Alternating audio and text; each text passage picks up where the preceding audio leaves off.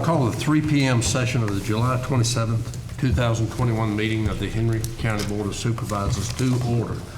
I'd like to welcome all of our visitors. Remind you that if you want to address the board, you must sign up 7 days in advance of any of our regular meetings to be put on the agenda. The county administrator is the contact person for the board. However, the public may address the board under the agenda item matters presented by the public later in this meeting. Again, welcome everyone.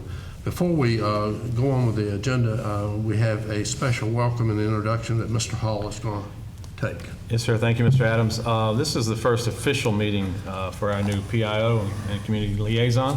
It's Brandon Martin. Brandon joined us on July 1, has done exceptional work so far, and I'm sure he will continue to do that. But I was going to get Brandon just a little bit of an introduction of himself and what he hopes to accomplish.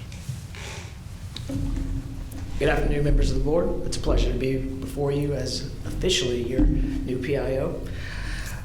Since beginning on July 1st, I've concentrated on creating the infrastructure for the job. So a lot of that was creating a file management system and some new trackers so we can see what status we have on some of the media content we have out there. We'll be able to look at what we've put out to the media, what all they've picked up, and even how much they've kept the same message that we were trying to put out. So far, we've had 5 press releases sent out to the local and regional partners. Out of that, 16 publications came from that. And out of those 16, 4 were about 50% of the county's message, and then the rest were 75 to 100%. So the message that we wanted to get out is being conveyed pretty clearly through our media partners, and I appreciate that. From those press releases, we also had 3 on-camera interviews so far. I've been a part of one of those with J.R. Powell. We did one on the new voluntary database that we have with the 911 Center. That was WSLS that picked that up. And WDBJ7 also did a second one with just J.R. alone. We also had a post from social media get some attention as well. We did a virtual tour through the new Adult Detention Center, and thankfully BTW picked that up and they took Sheriff Perry around for their own separate interview for that. Overall, social media has been doing really well. Our Facebook page, which is our biggest social media platform, we've reached approximately 23,000 people in the last month. That is an increase of 232%. We've had about 6,000 post engagements, which is about 429% increase, and also 55 new page likes, which is a 139 increase. So looking forward for some of the things that we're going to do down the pipeline, I want to incorporate more video content. One of the projects that I'll be heading off starting at the beginning of August is I want to break down some of our departments and kind of sit down with the workers, find out what their jobs are, what are the Freedom of Information Act requests they're getting, so I'll be able to take some of that workload away from them. And also just to kind of get the information out there to the public of what we do every day and what their money is going towards. So that'd be a huge plug on that one. I'll be able to double up on getting some FOIA training and also some content to push out on social media. And hopefully our HR people, they'll be able to use it as well. If they want to recruit for a certain job, they'll still be able to use those videos for that purpose. Secondly, it's kind of a more fun video segment, and it'll have me kind of getting out and about. I've entitled it The Henry County Hideout. It is based off of this early 2000s TV show called MTV Cribs. I don't know if any of you remember that. But the premise of the show was the cameramen would go into these celebrities' homes and they would show them everything they had to offer. So I look to do the same thing, but using Henry County as a whole. So some of the sites that people, even that live here, they may not know. It would be kind of like a traveler's guide for them and people that are looking to come to Henry County. And then the third one I've entitled Stewards. Basically, what I look to do is I like to take maybe one of the appropriations you make, and I want to show that to our audience so they can have a better idea of where that money's going, what projects the county's investing in, so they know that we are being responsible with their money when it is being spent. As far as video content, that's pretty good summarization of some of the series I want to start. Obviously, I'll be continuing to promote things like the Smith River Fest, which we have next month, and then also the broadband study as well. It's been a fantastic first month so far. I can't ask for a better team to come into, and I look forward to continuing to promote the county. And as far as the citizens out there, I want them to know that I'm here as a resource and they can find out any information they would like to know within our ability to give. Thank you. Right. Great. I'll add one more thing. We like hiring veterans because they come with work ethic and discipline. And Brandon was in the Naval Academy for, not Naval Academy, but in the Navy for 5 years, I believe. Served a lot of that in Indochina and overseas. Brings a wealth of discipline from that experience. And we're really proud to have him, and we've really been impressed on what he's done in the limited time that he has been here. And I do thank the board for allowing us to move forward with that. You've insisted that we put that in the budget, even though we didn't have it in there. And later on, you're going to be asked to help pay for that. But you were right. We needed this, and I've just really been impressed with the creativity and the initiative that Brandon has taken already. I think there's way more to come. Great. Well, with that, we'll take up agenda item number 5, items of consent. What is the pleasure of the board? Mr. Chairman, I move that the items of consent be approved. Second. We have a motion and a second. Any discussion? All in favor is 6-0, Jennifer. Agenda item number 6, monthly report on delinquent tax collection efforts. We have with us County Treasurer Scott Grindstaff. Welcome. Good afternoon. This is a report. Personal property collection as of June 30th, 2021. We had collected 94.02% of the 2020 personal property taxes. The amount we collected during the month was $115,903. Real estate as of June 30th, 2021, we had collected 95.23% of the 2020 real estate taxes. During the month, we collected $80,357. Since 1st of January 2021, TACS has collected $677,647. And our debt set-off program, we've collected $100,114. And for DMV stops, in July so far, we've had 77 stops collected. Next Thursday, August 5th, we'll have our first judicial sale in over a year since everything's been relaxed. We have 22 parcels, but I think 2 have already been redeemed, and I think a third one will probably be redeemed, but that sale will be here next Thursday, August 5th in this room. All right. Scott, these sales, and when that stuff comes to you, that the taxes are behind, is there any rhyme or reason for the way they fall in? Not really. We try to get the larger dollar amounts first, and we can do what we call the non-judicial sale, the smaller parcels, tracts of lands, and pieces that are under $10,000 value without all the legal process, but we have to go through this process. So, I mean, if I got something today that we wanted to do, it's probably a 6 to 9 month process to do everything, title searches and contact heirs and stuff like that. I mean, as far as what we choose, that's really, I leave that up to tax, what they can get through the litigation process. Right. The reason I ask and the reason I say, I think a lot of this stuff that's down on the totem pole is what's running Brian and them to death. Right. Because they keep getting complaints on it. Mm-hmm. And if there's some way to speed it up or something, I think it would take a lot of load off of them. Whenever I get a call from, member of the board and something prior, I do give that to tax and tell them try to push this along. But, they still tied up, their hands tied what they can do. But, every time y'all call me or about something, I forward it to tax to see if they will, move it along up the totem pole for you. Right. Well, maybe that call needs to come from them as well as from us, because it's the ones that they keep going back to, and a lot of them 10, 12 years old. Yeah. But right. Anything that's old is not paying, I don't think we have that many that are that many years, but we have some that are smaller amounts, and we're trying to work, and a lot of them do have payment agreements with tax. That's why I hadn't gone to litigation. They're working it that way. Right. Trying to get money. I know we get calls on a couple, and they do have payment agreements with us. Yeah. Just kind of making a token of what Mr. Slaughter said, and he's right in the sense that, we're running these officers ragged on these little houses and stuff in this area. That most of them's been abandoned or run down. And a lot of them, the taxes hadn't been paid in quite some time. And, you have people that live around them that complains all the time about the grass and everything like that. Well, it's running us ragged because we're trying to call them, and you can ask Lieutenant Lawson how many times I've called him in the last couple of months since the grass started growing. He'll tell you it's been a lot.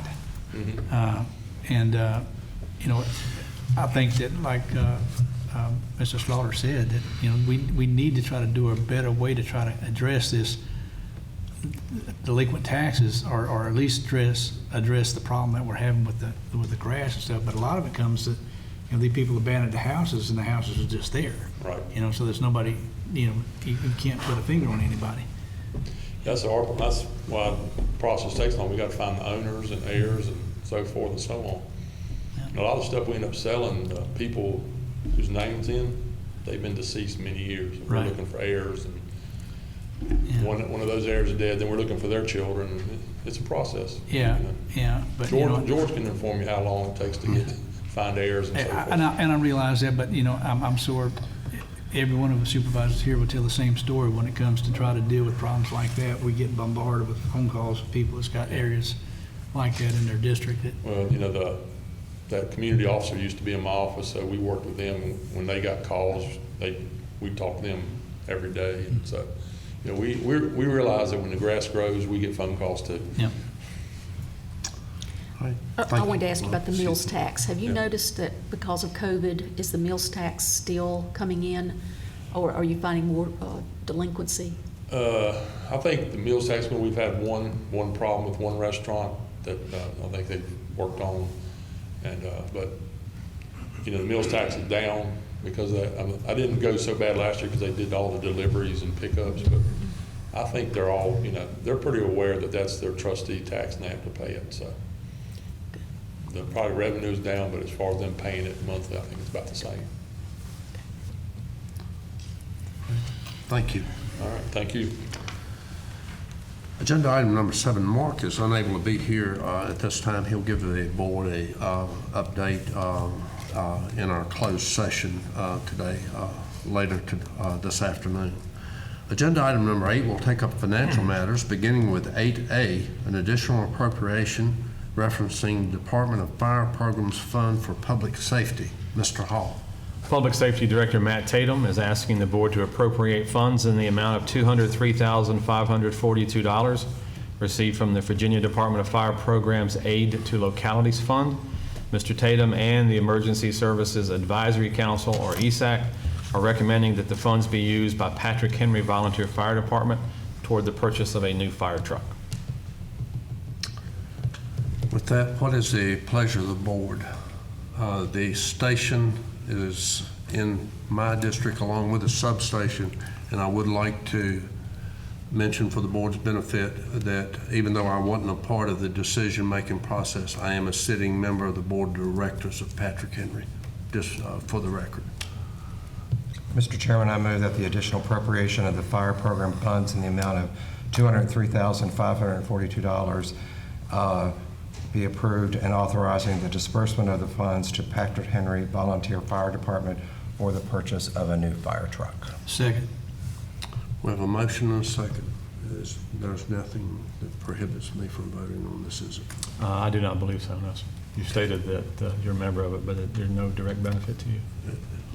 Okay, with that, motion second. Any other questions? All in favor? It is 6-0, Jennifer. 8B, an additional appropriation referencing the part-time clerical position for the clerk of court. Mr. Hall. Circuit Court Clerk Jennifer Ashworth is asking the board to appropriate miscellaneous refunds and revenues in the amount of $12,367 to cover expenses related to hiring a temporary part-time employee for her office. What is the board's pleasure in regarding this additional appropriation? Mr. Chairman, I move we approve the additional appropriation of $12,367 for the clerk's office. Second. We have a motion and a second. Any discussion? All in favor? It is 6-0, Jennifer. 8C, an additional appropriation referencing public information and community relations position for the administration and shared by the PSA. Mr. Hall. During the preparation of the FY22 budget, the board authorized the creation of a public information and community relations liaison position The position will be shared with the Public Service Authority. Therefore, staff is asking the board to appropriate $36,430 from the contingency fund to cover the county's share of this position. In regard to this additional appropriation, what does the board wish to do? Mr. Chairman, I make a recommendation approving the additional appropriations of $36,430 from the board's contingency fund. Second. We have a motion and a second. Any discussion? Mr. Hall? Yes, sir. The PSA is also putting in an amount as well? Equal amount, yes, sir. Got it. Thank you. Any other questions or comments? We have a motion and a second. All in favor? Is 6-0, Jennifer. 8D, an additional appropriation referencing Land and Water Conservation Fund grant. Mr. Hall. Staff is asking the board to appropriate grant funds of $495,000 received from the Virginia Department of Conservation and Recreation's Land and Water Conservation Fund to purchase 56 acres of land adjacent to the Smith River Sports Complex. With an additional 60.8 acres already donated by a local foundation, the county would have approximately 117 acres of land for the future development of outdoor recreation space. This park will be known as the Riverview Park. And I will point out the county has no money in this purchase whatsoever. In regard to this financial matter, what is the pleasure of the board? Mr. Chairman, I move that the board approve the additional appropriation of $495,000. Second. We have a motion and a second. Any discussion? All in favor? Is 6-0, Jennifer. 8E, an award of contract referencing food for inmates at county jail for the sheriff's office. Mr. Hall. Sheriff Perry is asking the board to award a contract to J.L. Culpepper and Company Incorporated to supply food for the Henry County Jail and the new adult detention center when it's open. Though this contract does not stipulate a total expenditure amount because of the fluctuation in numbers of inmates, Sheriff Perry estimates that the overall contract will be over $300,000. Staff feels that even though there is no set amount to be spent in the contract, it is good practice for the board to award the contract because of the size of the potential expenditure. And pricing for this is based on an existing contract by the Henry County Public School System that is valid until June 30, 2025. And Sheriff Perry is here should you have any questions. In regard to this contract, what is the pleasure of the board? Mr. Chairman, I move that we award the contract for food services to J.L. Culpepper and Company Incorporated and authorizing staff to exercise any subsequent renewals according to the terms of the contract. Second. We have a motion and a second. Any discussion? All in favor? It is 6-0, Jennifer. 8F, an award of contract referencing the housing of inmates for the sheriff's office. Mr. Hall. Sheriff Perry is asking the board to approve monthly expenditures during FY22 associated with housing inmates at the Blue Ridge Regional Jail. That entity provides housing for a portion of the overflow inmate population from the Henry County Jail. The FY22 budget includes $800,000 for housing out inmates until Henry County's new adult detention center opens on or around April 1st, 2022. And again, Sheriff Perry is here should you have any questions. In regard to the approval of monthly expenditures associated with housing inmates, what's the pleasure of the board? Mr. Chairman, I make a recommendation of approval of monthly expenditure associated with housing inmates at the Blue Ridge Regional Jail. Excuse me. Second. We have a motion and a second. Any discussion? All in favor? Is 6-0, Jennifer. 8G, an additional appropriation and approval of pre-contract documents referencing the Community Development Block Grant Coronavirus Funds. Mr. Hall. In partnership with the West Piedmont Planning District Commission, Henry County has been awarded funding in the amount of $400,000 from the Virginia Community Development Block Grant Coronavirus Program. The West Piedmont Planning District Commission will use the funds to provide restaurant meals and fresh produce to low and moderate income senior citizens and baby and toddler care supplies to low to moderate income families. Therefore, staff is asking the board to appropriate the funds of $400,000 received for this purpose and approve several pre-contract documents that are part of your working papers as required by the grant. Okay, and likewise, on this commission, Mr. Slaughter and myself both serve on the West Piedmont Planning District Commission, as well as members of staff that serve in an advisory capacity. With that, what is the pleasure of the board in regard to the appropriation and approval of pre-contract documents? Mr. Chairman, I move the board approve the additional appropriation of $400,000 received from the CDBG CV program and adopt the 4 additional attachments required as conditions of the grant. Second. We have a motion and a second. Any discussion? All in favor? It is 6-0, Jennifer. Agenda item number 9 will have informational items beginning with comments from the board and starting with Mr. Zaire. No, sir. Dr. Martin. No, sir. Mr. Bryant. Just one thing, just something to think about. I know it's probably, I mentioned this to Tim and Dale here not long ago. Something to think about in the near future, if Henry County gets back rolling again, is an amphitheater. Danville's got a nice amphitheater in the county. They got one in the city, but they got a big one in the county, and the county's amphitheater is large enough where it houses a good-sized crowd. Now, I know we have one over at the Smith River Complex, but it's not that big, is the one I'm talking about. Danville itself has got a rock concert coming up. It's going to be an estimate of about 40,000 visitors at that concert. And I've talked to people from other areas that have amphitheaters, and they all do really good too. You know, and so it's something just to think about. I just want to throw that out for right now, to get that in your mind. That I may be asking later on in time, depending on where I am later on in time, some more about that. Okay, thank you. Ms. Buchanan. No, sir. Mr. Slaughter. I do have something, but it involves VDOT as well, so I'd like to wait until at least this year and argue that. We'll take those comments tonight in the session, and I have nothing. Mr. Hall. Yes, sir. First, I'd like to give it to Mr. Lyle. I've asked him to kind of give you an update on reversion timelines and any kind of details that he can share with us at this point. Right, so in May, the board approved the Memorandum of Understanding to create a voluntary settlement with the city of Martinsville. We've been exchanging, the lawyers were exchanging documents. The settlement agreement being reviewed by county staff, and I assume city's doing it on the same side. That voluntary settlement agreement has not been completed in a final format yet, but the timeline we're working on is that we will submit it in the early part of August to the Commission on Local Government.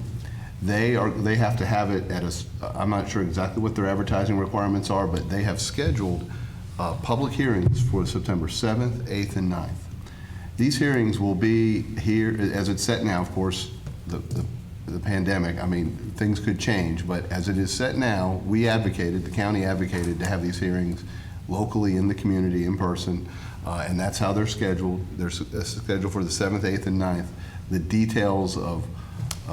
The details are not exactly clear about how they'll conduct it, but the point of them is they will advertise the voluntary settlement agreement. The public will be able to come and comment on the settlement agreement, favor, against, change, whatever. They'll have their chance for the public to have input before the Commission on Local Government, who will decide this matter. There will also be a portion of this meeting by the Commission on Local Government where the city and the county will present our positions on the matter. So presumably we will still be in the position, we'll be supporting this voluntary settlement agreement, and we'll be advocating for the date that we want it to be implemented. And of course, the county feels that there's no way this can be responsibly put in place and done efficiently and effectively anytime before July 1 of 2023. The city has very much wanted to put it on a much faster timeline and have it as early as July 1 of 2022, so less than a year from as we sit here today. So we will presumably both be putting on evidence, people testifying, submitting documents in support of our positions about what the implementation date. The Commission on Local Government has said they will issue a report by October 15th. Once the report is issued, The statute says that on a settlement of the matter, that the commission, after the commission issues their report, both sides will have to, both sides, the city and the county, will both have to conduct advertising and adopt an ordinance memorializing what the Commission on Local Government has done, that we submitted a voluntary settlement agreement, that they approved it, that we now are submitting it to and once we adopt an ordinance memorializing what the Commission on Local Government did, then it will be filed in circuit court. It's not exactly clear. I presume the advocates of this whole process, the city would file in circuit court, and that's when the 3-judge panel would be appointed. And the 3-judge panel will be appointed, and presumably they would adopt a scheduling order of the timeline that they're going to be conducting things, and that will include undoubtedly another opportunity for input from the two parties about how they want this outcome to be on this matter. So that's kind of the timeline. We don't know. We do know up to October 15th kind of what's going to happen as far as the issuance of reports and the having public hearings. After that, the code specifies, I think we have to advertise twice, 2 weeks apart, so it would seem like we could not take action on anything. And as far as the results of the report of the Commission on Local Government, we couldn't take action until probably November. And then the city has the same advertising requirements. I don't know exactly their meeting schedule. And so then you submit it to the court, and the court would have to, take their action to appoint the judges. Remember, it will be judges from outside our community. So that's kind of the timeline of where we are, if there's any questions. You mentioned the 7th, 8th, and 9th. Has there been a time and location set? I don't think it's been set yet. There is going to be another meeting of the Commission of Local Government, just like not really directly concerning this, except to set that probably and do some other matters of the commission. But that there is this week, our outside counsel, Mr. Carroll for us and Mr. Pikegrass for the city, are going to be talking to the staff at the Commission on Local Government about timeline for us submitting it, when they'll be advertising it, and the location. But it'll be somewhere here in Martinsville and Henry County is how it's scheduled right now. And we'll be sure to let everybody know. Yeah. Well in advance. Okay. All right. Anything else? Just a couple things. One, remind you that tickets are on sale for the Henry County Fair. The fair is September 22nd through the 25th, and you can buy tickets online if you wish. For unlimited rides plus the gate fee, $20, which means you can get there when it's open and ride all day long and leave when it's closed. $20 a person. For a family of 4, you get a little bit of a cut. That would be $70. There was a little bit of confusion on social media when we released these numbers. You don't have to pay that to get in. You don't have to pay $70 to bring 4 people. You can pay for any ride that you want to ride once, twice, 3 times, but if you're going to ride unlimited for the evening, that's the price. That does include the $5 gate fee. Everybody gets charged a $5 gate fee. So there was some consternation, I think, but once we took the initiative of explaining to folks, I think we kind of quelled that. But those tickets will be on sale now, and of course you can buy whatever you want at the gate when you get there. So we're looking forward to that.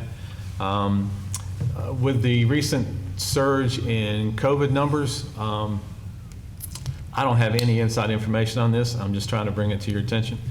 If the governor decides to re-implement some mandates or orders for the Commonwealth to follow, as we did in the past, we will follow the state's mandates.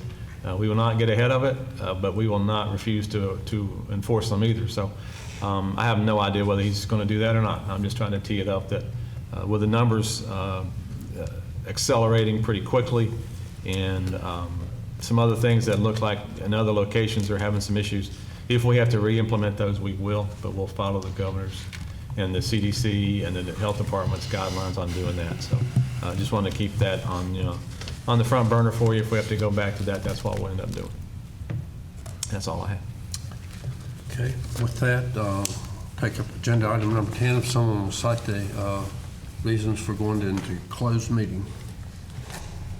Mr. Chairman, I move that the board convene in closed meeting as permitted under the following sections of the Virginia Freedom of Information Act, 2.23711A1 for discussion of appointees to the Roanoke River Basin, 2.23711A7 for discussion of pending legal matters, 2.23711A3 for discussion of the acquisition, disposal of real estate, and 2.23711A5 for discussion of as yet unannounced industries. Have a motion second. All in favor?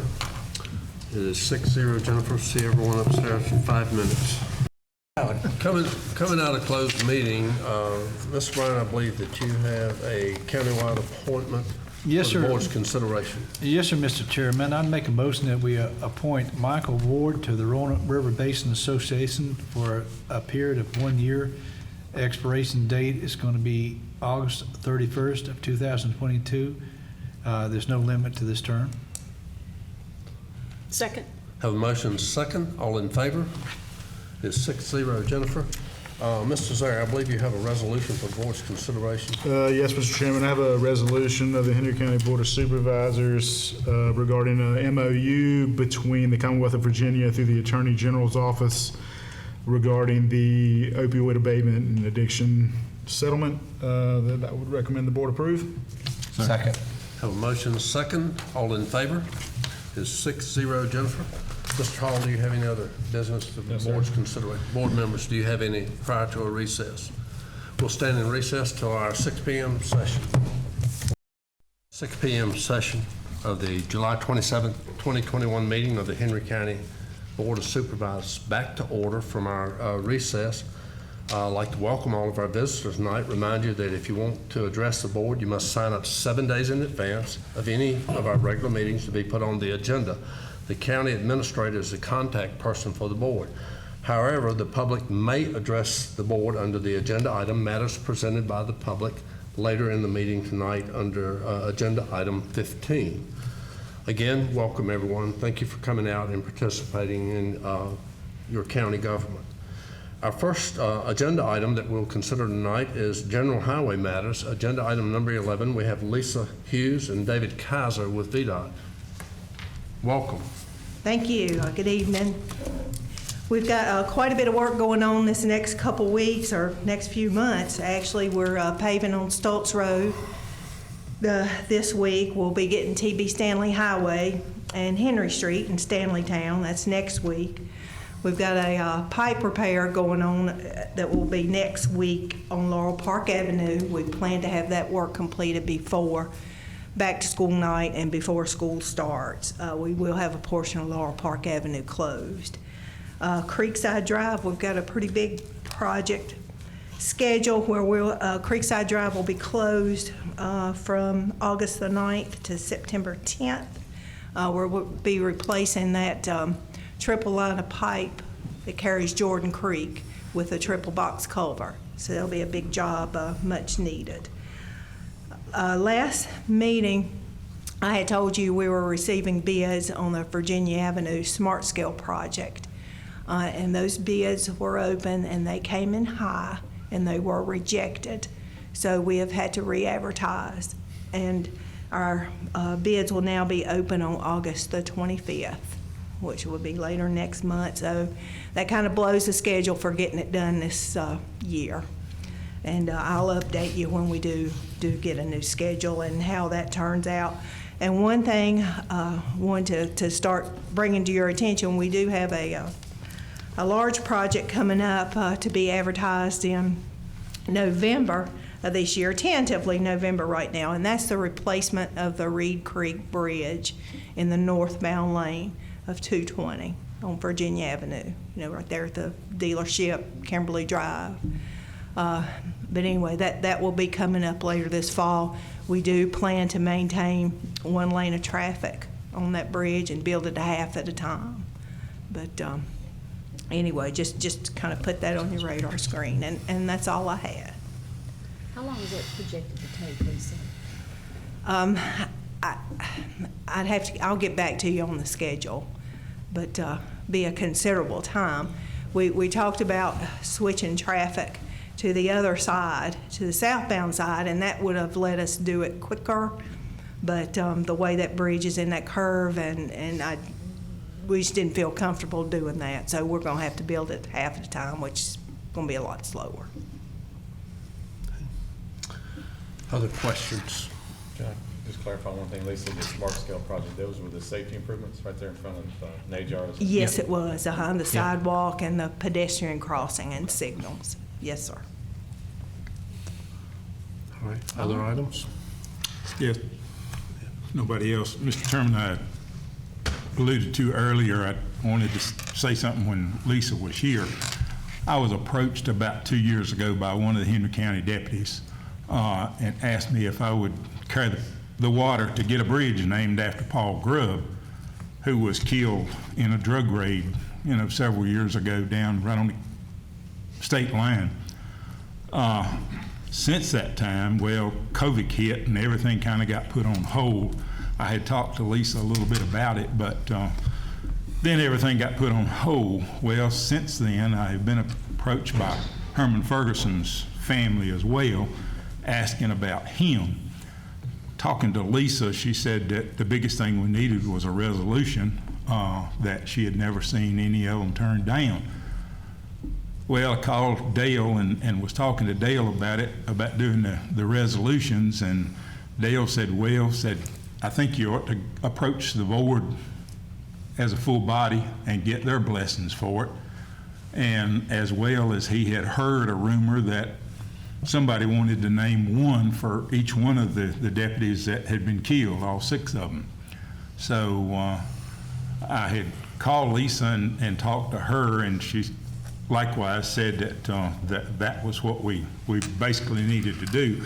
We've also got 2 troopers. I don't know exactly. I tried to make contact with First Sergeant today, but he was off. And like always, I'd put it off to the last minute, but I knew it was something that, we could do down the road. We wouldn't have to do it right today. But anyway, that's where I'm at. And I would like to, everywhere you go, you see bridges and stuff named after law enforcement officers that were killed in the line of duty.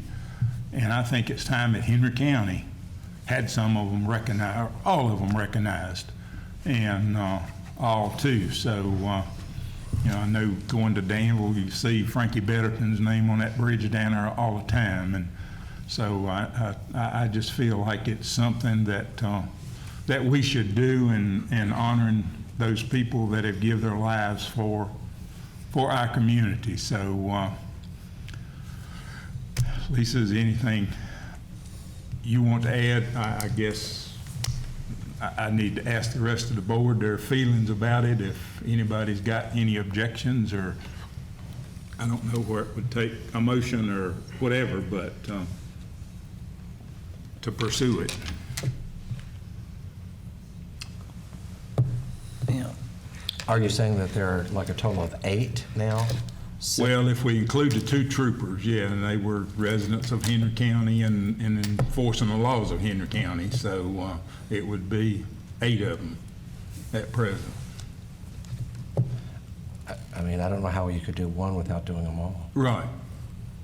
Well, that's, when I was approached to do Paul and I went to work for the city about the same time. Paul and I went off to several schools together, spent weeks at a time in a hotel room together. So I was glad to pursue that one. But I also worked with a whole lot of these other guys as well. I mean, you're not one city and one county, but still we didn't have any iron gates that kept us from getting together. So,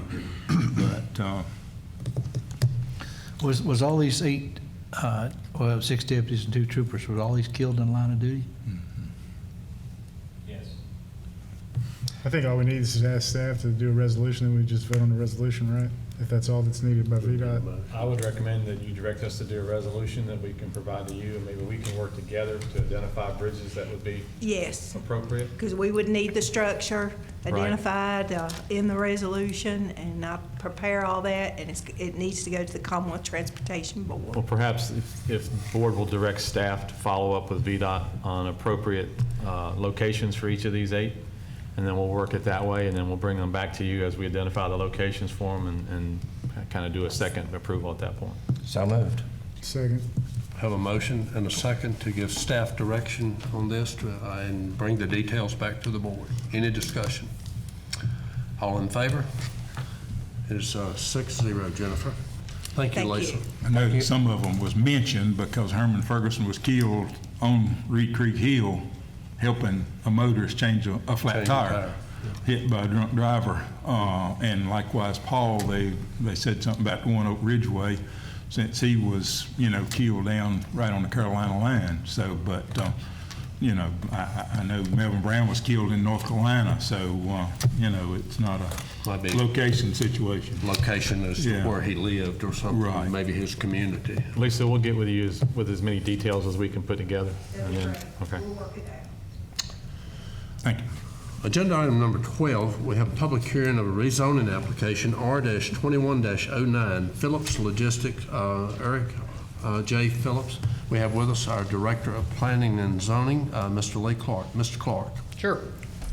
This property is located on the south side of A.L. Philpott Highway, just east of Meadowbrook Lane in the Iriswood District. Tax map numbers are 43-629, lots 10 through 18. The applicant is requesting the rezoning of approximately 1.3 acres from suburban residential district to commercial district B1. The applicant wishes to construct a building on the property which will be used for offices and the maintenance of company vehicles. Mr. Phillips has agreed to leave a 50-foot undisturbed natural buffer along the rear property line, separating this property from the subdivision. Also, during the site plan process, I'll require street trees along the west side of the lot facing Meadowbrook Lane, depending on how the property is ultimately designed. As you can see in your working papers there, if you go through the tax maps and the zoning maps, there's a lot of right-of-way to work with in the bend of the road there that's not owned. It's actually part of VDOT's right-of-way inside of that curve.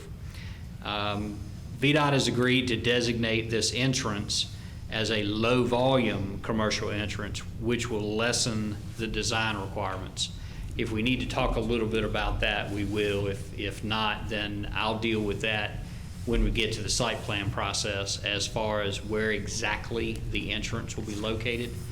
But what that designation as a low-volume commercial entrance means is that there will be less than 50 vehicle trips per day. Vehicle trips per day are associated with different types of uses. This use will not require any kind of a deceleration lane if the entrance is to be placed on 58. And if the entrance comes off of Meadowbrook, it will just have to be set a certain distance back from 58. So when you turn on Meadowbrook, it will have to be so many 100 feet, at least probably a couple of 100 feet, away from 58 before it could turn left and go into the property.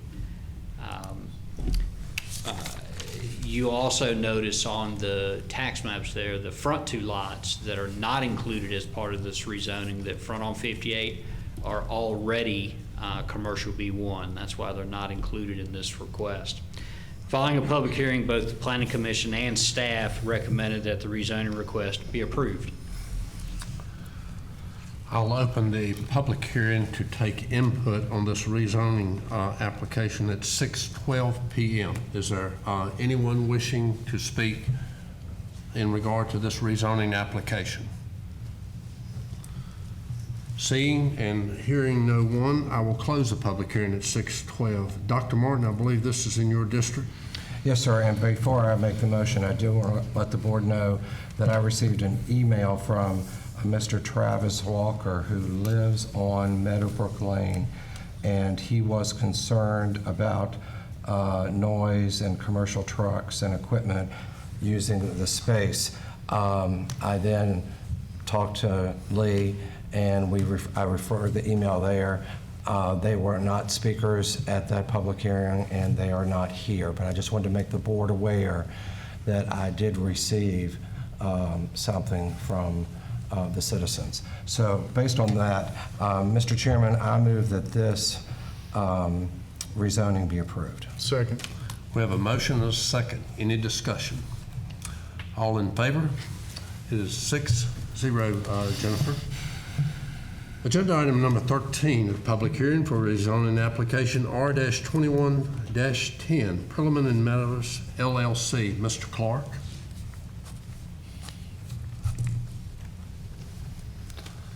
Okay, this property is located on the northwest side of Clyde Perelman Street, approximately 179 Clyde Perelman Street in the Horse Pasture District.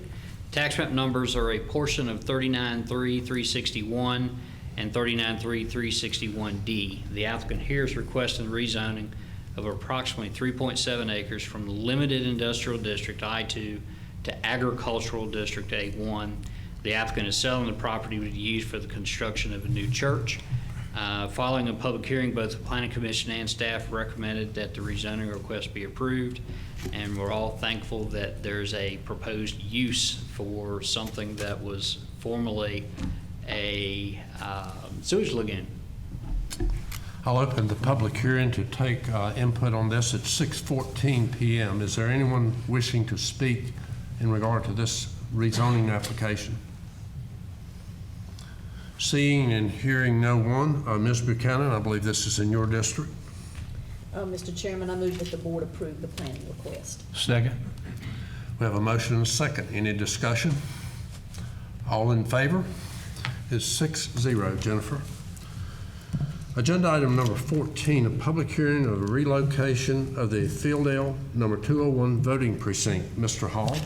On April the 27th, the Board of Supervisors approved an emergency request to move the Fieldale voting precinct number 201 from Rangeley Ruritan Club to Victory Baptist Church, located at 1300 Dillon's Fork Road. The Electoral Board is now requesting that this relocation be made permanent. General Registrar Dawn Stultz Vaughn will attend tonight's meeting to provide additional information to the Board. A public hearing is necessary before moving forward with this change to the ordinance related to the relocating of the voting precinct. This public hearing has been advertised and is scheduled for tonight. I will open the public hearing to take any comment on this at 6:15 p.m. Is there anyone wishing to address the board with comments in regard to this voting precinct move? Seeing and hearing no one, I will close the public hearing at 6:15. Ms. Buchanan, I believe also this is in your district. Yes, Mr. Chairman. I move that the board approve the ordinance to change the precinct. Second. We have a motion and a second. Any discussion? All in favor? Is 6-0. Jennifer. Agenda item number 15, matters presented by the public. Do we have anyone wishing to address the board on the matters presented by the public? I see one hand. I have a brief policy statement to read prior to this is time for public comment. We welcome your participation in tonight's meeting. We're here to listen to you. If you care to address the board, come to the podium, state your name, your subject matter, and the district in which you live. By coming to the podium, you've agreed that you will exhibit respect for the board and its members. You will receive the same consideration from the board. Please try to keep your presentation to no more than 3 minutes. I saw your hand. Okay, thanks.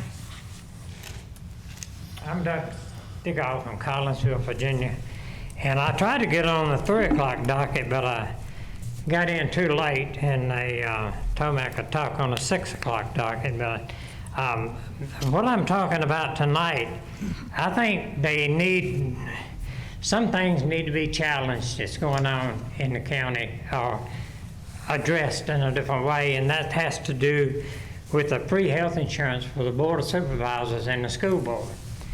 From what I understand, you can tell me if I'm wrong, somebody can get on the Board of Supervisors or school board, either one now, and